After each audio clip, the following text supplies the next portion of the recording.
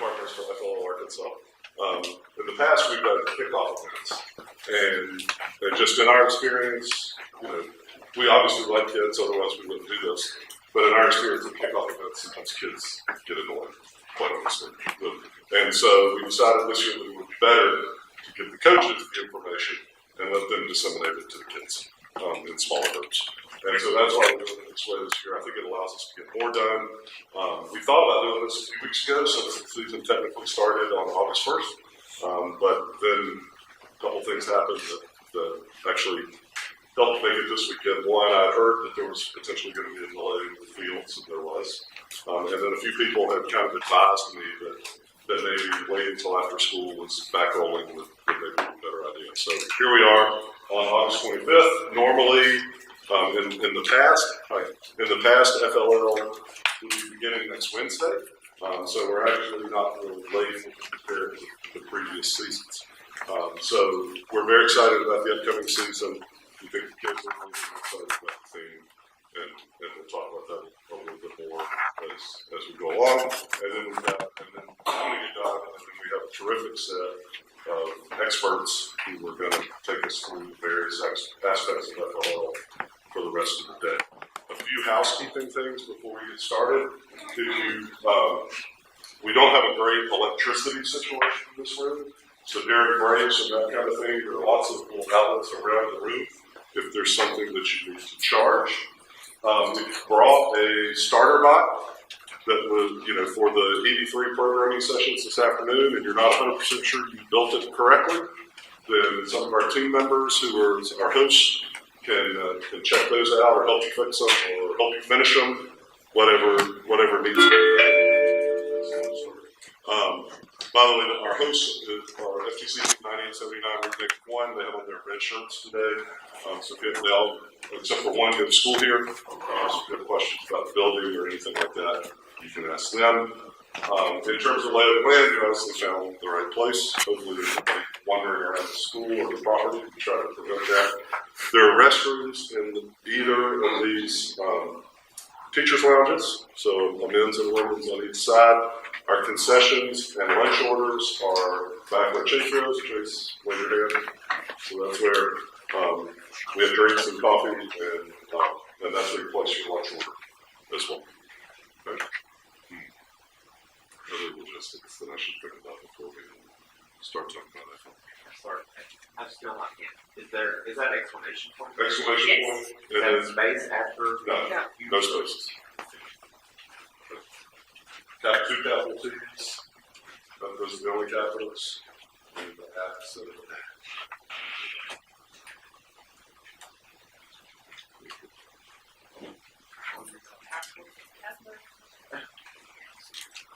Still now?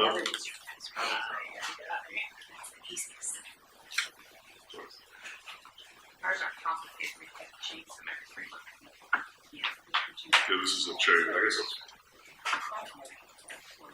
As long as you have your lunch order in before 10. Yep. And we're ordering boxes if you want to look around a little bit before you go back there to place your order. We're ordering from Schlotsky's. We're ordering box. You can pick any of their box lunches off of their catering menu. So if you get the chance to look at it. All right, so we'll go ahead and get started, and then my number one goal for today is to get the questions answered and see if we can stay on time. Right. So again, my name is Richard Cassady. I'm one of the co-partners for First League Arkansas. Amber Williamson is the other co-partner. You can reach either one of us at arkansasflo@gmail.com. We both monitor that email address. Amber's job is primarily to run our qualifying tournaments, order the materials that we need to run our tournaments, and then my job primarily is to communicate with teams and attempt to increase the number of teams we have in Arkansas, and then to run our state championship. So that's what I try to do. That's what we try to do throughout the year. So we have a Facebook page that's actually our most popular social media, primarily for parents. So parents, that tends to be our best shot. For communicating with people, we use Twitter a little bit, not much. So you can follow, like those. And then if you haven't already, then I would absolutely recommend that you read the coach's handbook. First Lego League put a lot of effort this year into reducing the size of the coach's handbook. It used to be about 100 pages. This year it's about 16, I think. So they really put a lot of effort into making that a more manageable document. Instead of trying to put everything in there, they tried to summarize everything and then give you links to the different things that you need. And then you should absolutely, it always amazes me how many teams show up to their first tournament and no one has read the challenge guide. They've just made a bunch of assumptions. They looked at the short one, which is called the challenge document. It's about 4 pages. But the challenge guide is the more detailed, all the rules, all the explanations about the challenge are in there. And of course, normally at this point, we're talking about something that hasn't been published yet, but we are this year talking about something that's been out for 3 weeks now. So the challenge guide is available for the new season, which is called Into Orbit. And so the theme of this year is long duration space travel within our solar system. Okay, so just a couple of things right off the bat. That you may hear more about later today. But again, so particularly as it relates to the project, we are talking about human space travel. Okay, so we're talking about problems that are encountered by humans during space travel. Okay, so that's one thing to be careful of. We're not trying to make rockets better, unless we're trying to make rockets better to help humans. Right? Okay, so we're trying to solve a problem that humans encounter during space travel, long duration space travel, which means at least 1 year, and within our solar system. Okay? So those are kind of the conditions. A problem faced by humans during long duration, 1 year or more, space travel in our solar system.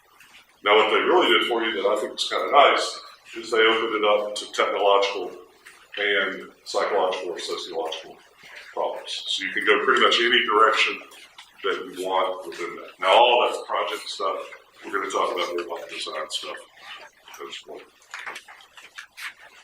Okay, so for those of you that are relatively new or need a reminder, First Lego League has 3 components. The project, which we're going to talk about all of these in this session a little bit, and then we're going to dive deeply into all of them as we go throughout the day. So the project, the robot game, and both of those are guided by the core values. Now, I will tell you, for those of you who are veterans, the core values have been rewritten. Okay, so if you have not looked at the new core values, that would be something that you should do. Okay, so all 4 first programs, First Lego League Junior, First Lego League, First Step Challenge, and First Robotics Competition now all have a common set of core values. Okay, so they've been redefined. And don't ask me, I think I can quote them, but I'll probably forget one.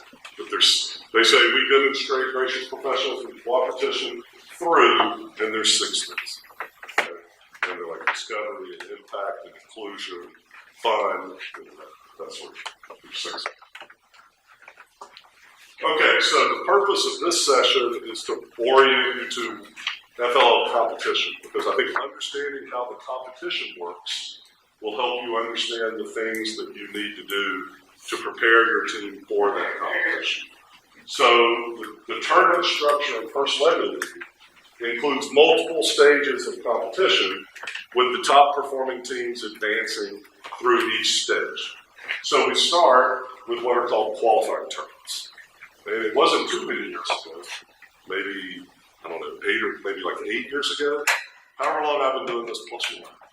But in Arkansas, we didn't even have enough teams to have qualifying tournaments. All we had was a state championship. But in about 2011, Arkansas got big enough to where we have qualifying tournaments. And there are very few FLL regions now that don't have qualifying tournaments. Last year we had about 70 teams in Arkansas, which makes us one of the 10 smallest regions in the world. I didn't realize that until I became a co-partner the first time I went to a conference, and I sat down randomly at a table with the partner from Illinois and asked her how many teams she had. This was about 4 years ago. And she said, this year we expect to break 700. Right? And so, so we are one of the smallest regions in the world, with only 70 teams. But that is more than enough to have qualifying tournaments. At our qualifying tournaments, the top teams at those qualifying tournaments receive invitations to what's called the regional championship. Now, sometimes you'll hear us call it the state championship, and that's because our region is also our state. So we are in the Arkansas region, so that makes us tend to call it the state championship. But it's really a regional championship. So for example, Texas is broken up into 5 regions. So there's a North Texas championship, a Central Texas championship, and so there were hundreds of teams in each of those regions. If Arkansas ever got big enough, we would either split into multiple regions or have multiple championship events. Okay? But we're a long way from there. Okay? So if you do well enough in the qualifying tournament, then you'll get an invitation to our state or regional championship. And then, if you do well enough at that event, our regional champion will get an invitation to a World Festival. Okay? So now I'm going to make my first appeal to you. Unless some things change in Arkansas, this is our last year of a guaranteed spot at World Festival. So other regions are growing much faster than we are. Again, you can point part of the blame to me because it's my job to help us grow. But starting next year, only regions with 100 or more teams are guaranteed a spot at World Festival. So if you know anybody who's thinking about starting a team, tell them now's the time. Okay? I hope we get to 100 this year and keep that guaranteed spot. My guess is next year it's going to go up to 110, just as regions continue to grow. There are only 216 spots worldwide available at World Festival. And so there are regions with 25 teams that get a spot and regions with 250 teams that get a spot. So there's some equity issues there. And so basically what we will be in next year, if we don't have 100 teams this year, is we'll be in a lottery. So we might get a spot. This position will be. Okay? So our regional champion gets an invitation to World Festival in Houston in April. And then depending on invitations, there are other invitational events that the teams that finish second, third, maybe fourth, and our Arkansas championship will get invitations to. One of the nice things about where we are here is that one of those invitationals happens on the U of A campus. So one of the big invitational events is actually here in Arkansas. So you might potentially get an invitation to that event. Obviously, the invitational events are for the very best teams in the world, competing against the other very best teams in the world. And when I say the world, I mean, so the Racetrack Invitational, we have 72 teams from about 30 of the 50 United States and about a dozen other countries. In 2 of the 4 years that tournament has existed, the winning team has been an international team. So that's the basic structure. Are those going to be in the pool too if you don't get to 100? Yes. So yes, we will always have some invitations. No, I'm sorry. So if that World Festival, we don't get to 100 teams, and they go into a lottery. Yes. If they don't get picked, is the team that you selected for World Festivals falling back for invitational? That's correct. That's correct. Yeah. Yeah. So if we ever are in, and that's the way it used to be. So for those who've been around a while, I don't remember how many years it's been now, but about 4 or 5, maybe 4 years ago, we got a World Festival spot every other year. And so the years that we didn't, we would go to one of the invitational events. And there's more of those every year. This year, I think there are 5 of those invitational events. But it's up to the director of those tournaments to decide whether or not to invite a team from Arkansas. Now, since we have our own invitational, and those directors want us to invite teams from their region to our event, we very often get invitations to those events. So the one in Lego Bay, California, we can always get into that. So it just depends on where the others happen. Okay. So a qualifying tournament. So let's talk about that. A qualifying tournament, since that's where your teams will go first, is an all-day Saturday event. And with teams being evaluated in all aspects of FLL. Okay? And so we'll talk about my note there just a minute. So the day begins with 3 things in some order. Your teams bring in all their materials and set up their pit. We'll talk about pits more in just a minute. There's usually some type of brief coaches meeting just to see if there are any last minute questions about what's about to happen. And then there's typically some type of pretty informal opening ceremony. So maybe introduce all the teams, national anthem, We have a lot of time. Maybe introduce the judges. Maybe just have them walk by ways. Okay, so just kind of get everybody, make sure everybody's here, ready to go, and then we're off and running.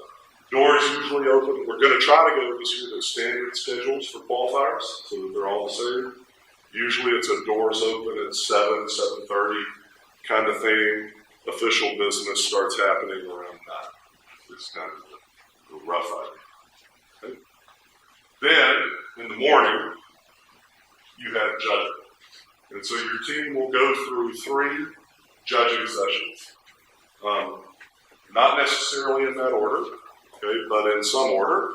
There will be a project judging session, a robot design judging session, and a core values judging session. So for each of the 3 parts of FLL, there's a judging session.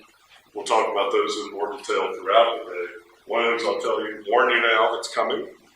Kim's probably going to talk about it. Are you going to talk about it, Kim, in your session? Yep. So there are new, Arkansas is participating in a pilot for new judging rubrics. Okay, so they're trying to do some things internationally to simplify the judging process. And so we are participating in a pilot, and the pilot that we're participating in includes new rubrics. And so those will be discussed by the experts, which is not me, throughout the day. Then in the afternoon, the judges who judged you in the morning may or may not come visit your team in the pit to ask, and if they do, it's to ask them follow-up questions. Okay? Getting a pit visit is usually a good sign. It means the judges were interested enough in you to ask you some follow-up questions. Not getting a pit visit is not necessarily a bad sign. You may have told the judges all they need to know. They may have already penciled you in for the top award, and now they're trying to figure out who's second. Right? So pit visits are a good thing. Not getting a pit visit is not necessarily a bad thing. In parallel to that, at some point during the day, you will get a robot performance practice run. So now we're talking about the robot game. So you'll go to the competition table with your robot. You'll get all set up. There'll be a 3, 2, 1, go. You have 2.5 minutes to do as many missions as you can, get as many points as you can in the robot game. The referee will help you, will watch you, make sure you're not, breaking any rules that you were unaware of. They'll give you a score. It feels just like a regular competition round, just out of care. Okay, so it gets you, especially for the rookie teams, it's a great way to kind of see what it's going to be like. And then either later in the morning or in the afternoon, you'll have 3 qualifying tournament, 3 and only 3 official robot performance rounds. So you'll go back to the tables 3 more times, 2.5 minutes, as many points as you can get. Best score counts. Okay, so and the only time your second best score counts is if there's a tie. Okay, and then if there's still a tie, then your third best score counts. And if there's still a tie, then so your best score is the one that really matters. And then at the end of the day, there's an award ceremony. All right, so let's talk about judging a little bit. And then we have a session where we're going to go into the details of this for each type. So in project judging, your team is required to deliver a presentation to the judges. That presentation cannot last more than 5 minutes. Okay? It can last less than 5 minutes. But Kim and I were talking about earlier, I judged project and qualifier a few years ago. Team presented for like 45 seconds. And the other judge and I looked at each other like, what just happened? Right? They stopped talking and they looked at us. And I kind of looked at the coach and was kind of like, right? So I think the judges expect you to present for like 4 minutes and 58 seconds. Right? Because you should have so much to say that you can barely fit it into that 5-minute window. Right? So there's 3 things that you're required to cover in your project judging session. What your problem is, so what problem you identified with human long-duration space travel in our solar system. What your proposed solution to that problem is. You don't have to build a prototype. It doesn't even have to be a real thing. Like it can be a hypothetical thing. Right? So, we had our state champion in 2012 told us they were going to splice DNA. Right? Okay? So that can happen. Okay? It was a clever idea, a good presentation, and so they could never do it in a million years, but it was an interesting idea, well researched, that kind of thing. Other years, teams walk in with prototypes that function. And if you build a prototype, it absolutely does not have to be made out of Legos. Right? So if you want to 3D print something, It can be.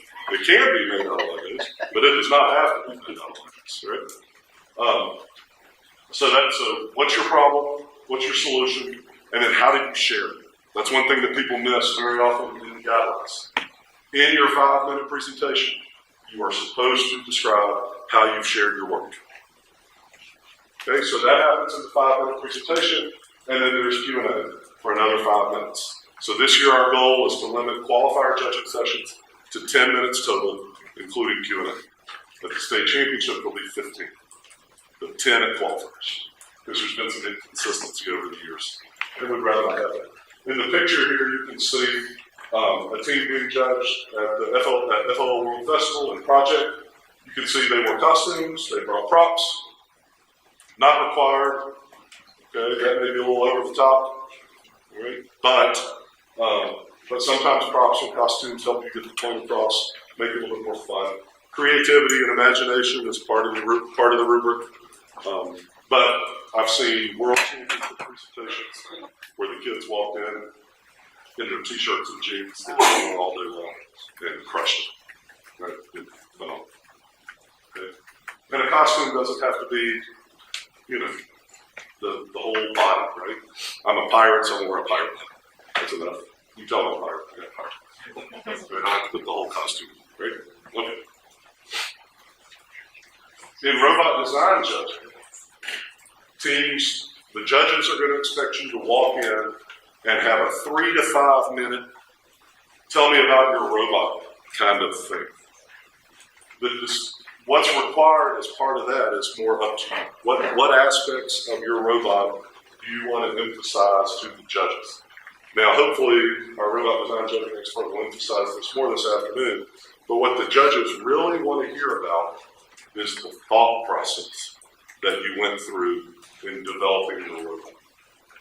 They're interested in how many points you can score, particularly if you can tell them about some structured experimentation that you did to estimate how many points you can score.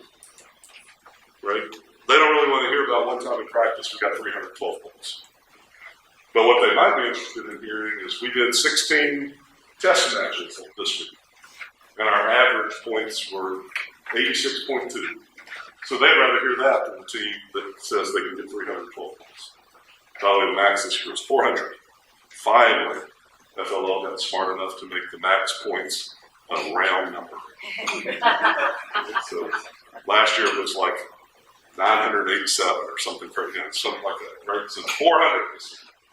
Right? So they want to hear about the thought process. How did you decide what kind of robot design you were going to use? How did you design your manipulators and attachments? How did you decide which missions to attempt and what order to attempt them in? Right? Those are the kinds of things they want to hear about for about 3 to 5 minutes, and then they're going to ask you questions.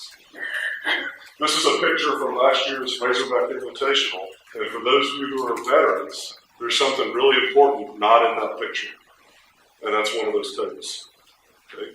So we experimented with not including an actual table in the robot design judging room at the Razorback Invitational. Not everybody loved it, but the majority of people loved it. And so we're implementing it in Arkansas.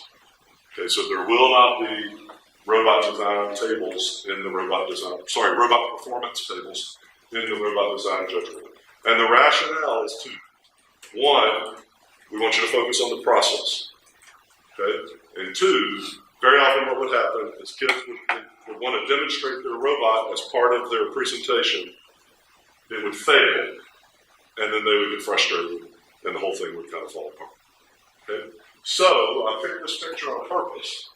So at the Razorback Invitational, we gave teams a picture of the field in case they wanted to point to something. Okay? We'll have those at the state championship. I'm not sure we'll have those at qualifiers, but I'm not promising you one of those, but it's something you might want to print. Okay, so print a picture of the field.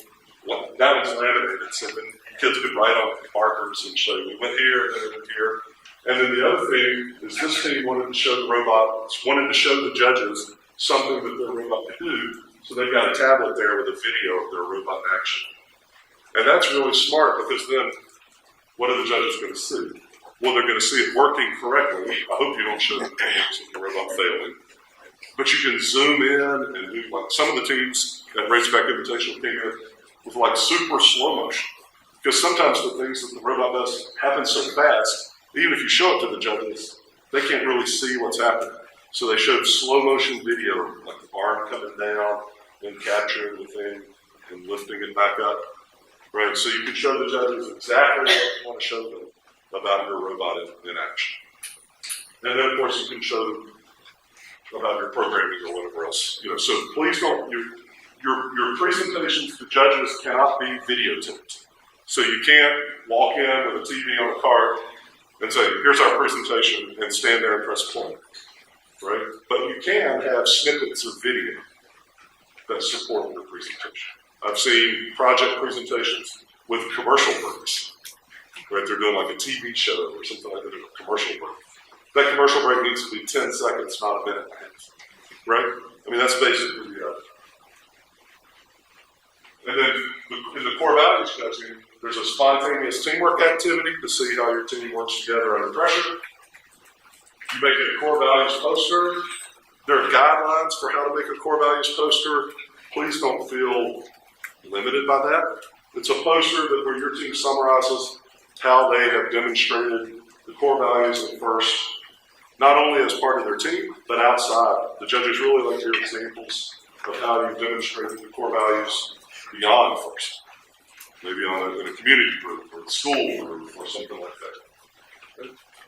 And so this is an example of a core values poster to Chile at the Raceback Invitational a few years ago. And then there's Q&As. So each one of those sessions is about 10 minutes. And most qualifiers, my expectation is you'll have a 10-minute judging session, 5 minutes to regroup, and then another 10-minute judging session, 5 minutes to regroup, and then another 10-minute judging session. Typically all lined up in the hallway, so it's like here, here, here.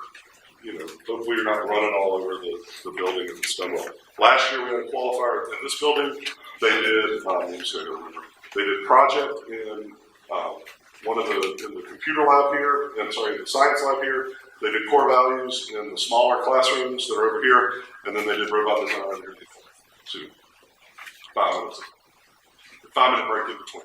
And the judges are using that same 5-minute break to capture their notes from the session they just saw, take a break if they need to take a break, and get ready for the next team. So the judges need that break as well. Pit area. So this is pits and Razorback Invitations. This is top teams, kind of effort they put in. But it shows some variation. See, there's a team here that it looks kind of like a science fair display. They got like a trifold on a table. Then there's other teams that deck it out. They got a tent, they got table covers, flags, right, all sorts of stuff. Pit areas are not judged. So if the judges come to your pit and all they find is a table and a trifold, they're not going to write down, minimal pit display. Nope. They're interested in talking to your kids, not necessarily. Now, if your display helps you talk to the judges, then that's a good thing. But it's mainly a place to show off your work and interact with other teams. Thanks. And so let's talk about, so now we're ready to get to the day of the award ceremony. What kind of awards do we give at qualifying tournaments? We give mentor awards, so coach awards, so encourage your teams to nominate you or somebody else who's helped their team for an award. There's robot performance awards, so that's for best score in the robot game. Then there's a project award, best project, robot design award, best robot design process, core values award, best demonstration of core values, and then the champion is the overall top team. Okay, so you will not win more than one of these 4 awards. Okay, so the champion only wins the champion.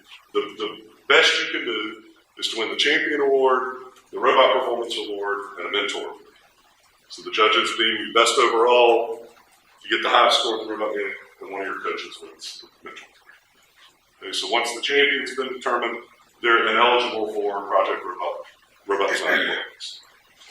The decision, so Kim will likely be a judge advisor this year at one of our qualifying tournaments. And so she'll have some number of teams, probably about 18 at her qualifier, maybe 20, depending on how many qualifiers we actually end up having, how many teams we actually end up having. So she's going to email me, if I forget, on about Wednesday before the qualifier, and say, hey, Richard, how many teams am I advancing to the state championship? And I'm going to tell her 6 or 7 or 8 or 13. I mean, it just depends on how the numbers work out that particular year. Let's say it's 8, because I think that's probably in the neighborhood. Then she and the judges are going to sit down and decide who the best 8 teams were for this award. Okay? So if they could give first, second, third, fourth, fifth, sixth, seventh, eighth champions award, which they can only do first with qualifying. But those are going to be the 8 teams who advance in the state championship. So the number one hurt feeling, so you're going to help me. I'll ask you to help me for the second time. You're going to help me eliminate some hurt feelings at the end of qualifying tournaments by telling your kids and the parents who travel with your team that the scores in the robot game are not how we determine who advances to the state championship. So if we're advancing 8 teams that day and you're in 8th place in the robot game, that does not mean you're advancing to the state championship. On the other side, if you're in 14th place in the robot game, that does not mean that you are not advancing to the state championship. Okay, so the scores in the robot game are a piece of what the judges consider in deciding who advances to the state championship. Now, there is a rule. Some of you may be thinking, but there is some kind of rule, right? There is. To be eligible for the first place Champions Award at a qualifier, you have to be in the top 40% in the robot game. Okay.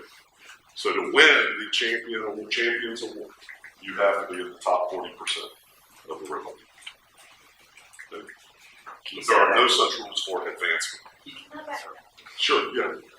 in the pit station, the lady that mentored us last year said, "Would you like us to have giveaways?" So teams like to have giveaways in their pit.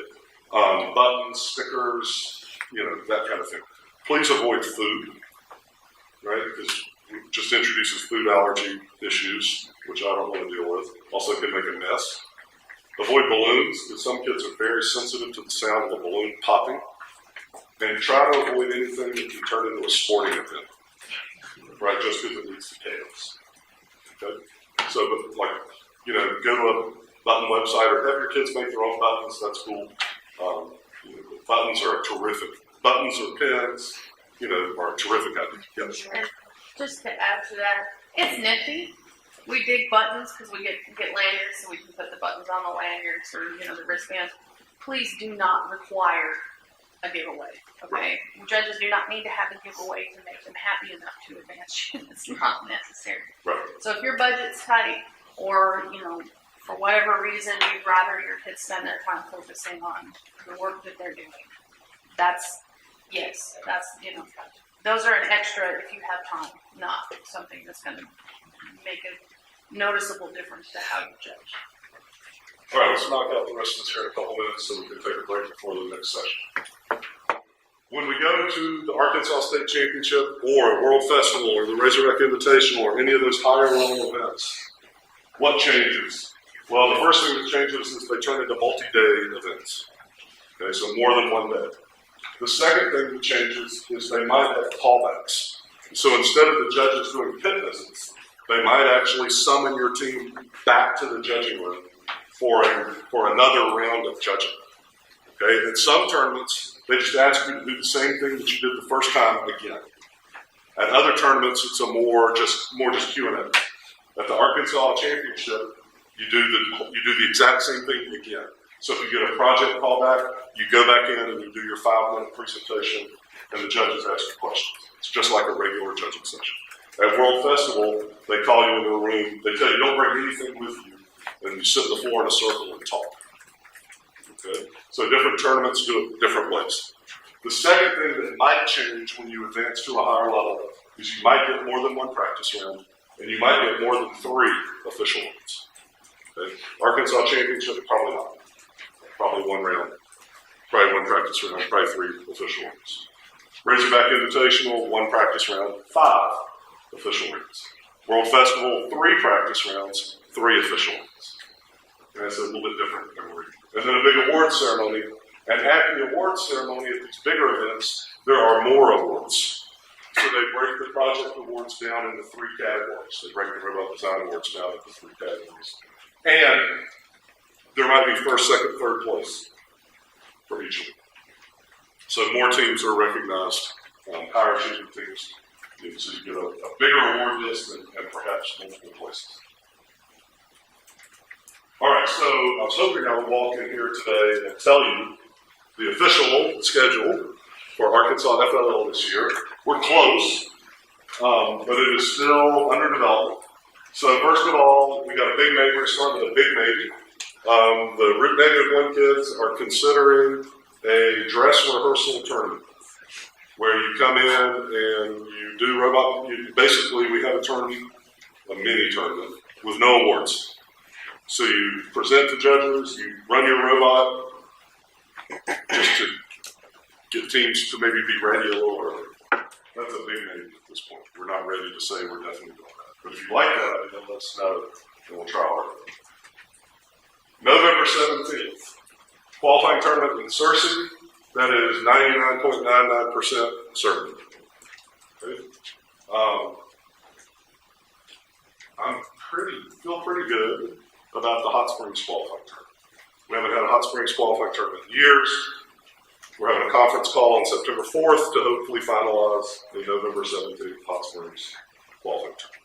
We've lost teams in like Texarkana the last 2 years because they had to travel overnight just to qualify. And we're really trying to get away from it. Okay?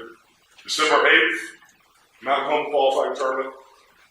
Springdale qualifying tournament here, one on this side of the school, which is north, one on the other side of the school, which is south. We may have to move that to December 15th. Okay, so that's a maybe at the moment. Okay?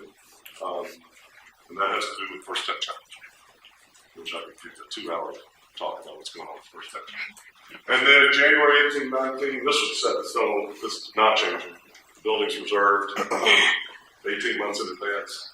Arkansas Championship Tournament in the Arkansas Union at the U of A campus up there. So that is the current plan.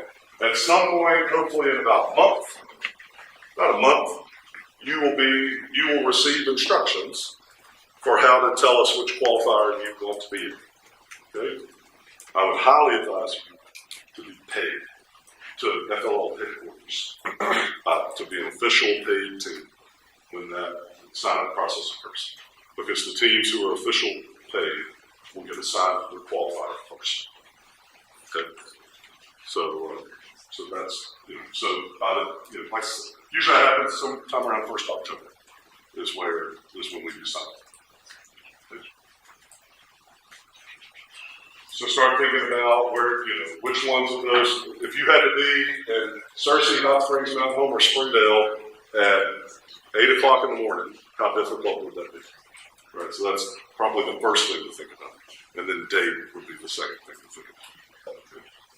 I can tell you, our most popular qualifying tournament is Springdale, and that's why we have 2. Searcy would be the next most popular. But Hot Springs is going to, if we can get the Hot Springs done, that's going to alleviate some of the Searcy popularity. So I think if we get to 5, if we actually have 5 qualifiers, unless we go over 100 teams, I feel like people are going to get what they want. Yes? The South started all this year. We'll see how many volunteers we get. That's why we did it the way we did it last year. So last year we started north an hour before south because we had a limited number of volunteers. If I can get enough volunteers, then we'll start at the same time. Okay. Sorry. I have a question. Let's make sure I follow that. On the qualifiers, so you're saying that we should have all of our teams registered by October 1st? Well, at some point they're going to kill it, right? Where you can't register them. But yeah, just try to make sure that you're paid up when that qualifier sign up occurs, because fully paid teams will get priority in picking the qualifier position. Yeah. So We added teams. you mean added this year? We have teams we don't know they're really. Right. Right. So the whatever. I know the teams, but I don't know all of ours. Right. I understand. Yeah. So the whatever it is, the $311.64. You know, they start charging tax this year, and yeah, so it's not some clean number like it used to be, but that payment is what will get you in the priority line for qualifier selection. Yeah. And we try to look at things like if you have multiple teams, you know, we try to consider that as much as we can. And like I said, if we get to 5 qualifiers, I feel pretty good about what we're trying to get. This just might be my office, but November 17th, that just seems completely early. So it's early because Thanksgiving is early. That's why it's early. Well, is there any way that, like, is it the same group of volunteers? I was just wondering, why couldn't it just be December 8th as well? But just be, So once we find somebody who's willing to host a qualifier, we basically let them decide what it's It's going to just me in Hot Springs and Fort Hot Springs, and we used to be, I'm in Hot Springs School District, and we Who's, used to be the one in Hot Springs. So it's National Park College. Oh, good. This is good. Yeah. So it's National Park College. Yeah. And so that one can't be on December 8th. Because anytime somebody runs a qualifier for the first time, Amber and I go. And Amber runs the national qualifier and I run the spring qualifier. So December 8th is not an option for that. Brian Jones runs the Thursday qualifier, he doesn't care at all. Right. So yeah, so we let the people pick the day. We wouldn't let anybody go any earlier than that for sure. But keep in mind, the veteran teams like the early qualifiers because they feel like it gives them an advantage. Because the veteran teams feel like they can hit the ground running. We know what to do. We know how to get ready. Right. But the good thing is everybody's in the same boat. Right. If the early qualifier, everybody's kind of in the same boat. The early qualifier is kind of a bummer if you don't advance to the state championship because then your season's up. But you know, I mean, there's trade-offs with everything. Right? Okay. Any other questions about this? All right, so I told you we were going to keep you on schedule, and then I went 5 minutes longer than I meant to. So let me remind you real quickly, because I know a few of you came in during that session.